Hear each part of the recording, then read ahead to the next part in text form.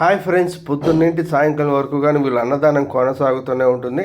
ఇక్కడ night stay చేయడానికి కానీ వచ్చిన వారు ఇక్కడ భోజనం తిని కానీ ఇక్కడ రెస్ట్ తీసుకోవడానికి వాళ్ళు పండుకోవడానికి కానీ ఇక్కడ గుడారాలు వేయడం జరిగింది పెద్ద సంఖ్యలో. అక్కడ చాలామంది కానీ ఇక్కడ భోజనం తిని అక్కడ రెస్ట్ తీసుకుంటున్నారు. ఎందుకంటే నైట్ టైం కాబట్టి వాళ్ళు ఎక్కడ పోవాలో తెలియక ఇక్కడే వాళ్ళు స్టే చేయడంతో ఇక్కడ చాలామంది వాళ్ళు తెచ్చుకొని రగ్గులు కానీ షాపులు కానీ పరుచుకొని కొంతమంది కూర్చొని ఉన్నారు, కొంతమంది పండుకొని ఉన్నారు. ఇక్కడే భోజనం కానీ తినేవాళ్ళు తింటున్నారు. కానీ వీళ్ళకి అందరికీ కానీ వీళ్ళు ఎంతో హెల్ప్ చేసినట్టు కానీ, ఎందుకంటే అక్కడ అంత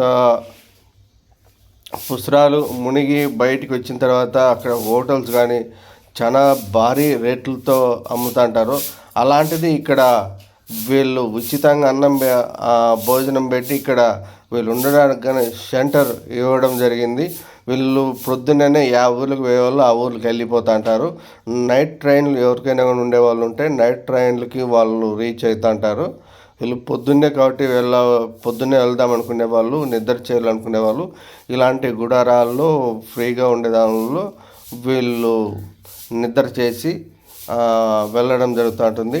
ప్రతి ఒక్కరూ కానీ చాలా ఇలాంటి అన్నదాన సత్రాలు చాలా విధాలుగా చాలామంది సంస్థలు అన్నదాన కార్యక్రమాలు చేపట్టారు. దానికి ప్రతి ఒక్కరికి కానీ కృతజ్ఞతలు ధన్యవాదాలు చెప్పుకోవాలా.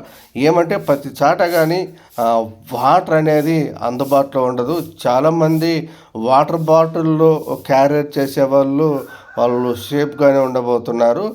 కొంతమంది వాటర్ బాటిల్ లేకోకుండా వచ్చిన వారైతే చాలా ఇబ్బందికరంగా వాళ్ళు ఎదుర్కోవాల్సిన పరిస్థితి. ఎందుకంటే కాలే రైస్ కాబట్టి చాలా ఇబ్బంది పడుతున్నారు.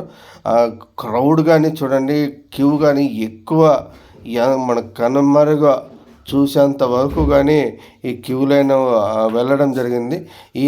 ఇక్కడ ఉండే ప్లేస్లో అయితే ఇదొక్కటే అన్నదానం కార్యక్రమం చేయడం జరుగుతుందో ఇక్కడికి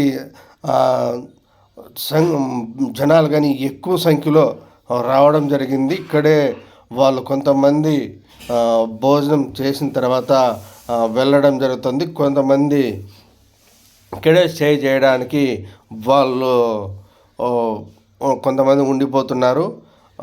చాలా విధాలుగా అయితే వీళ్ళు మంచి పని చేస్తున్నారు.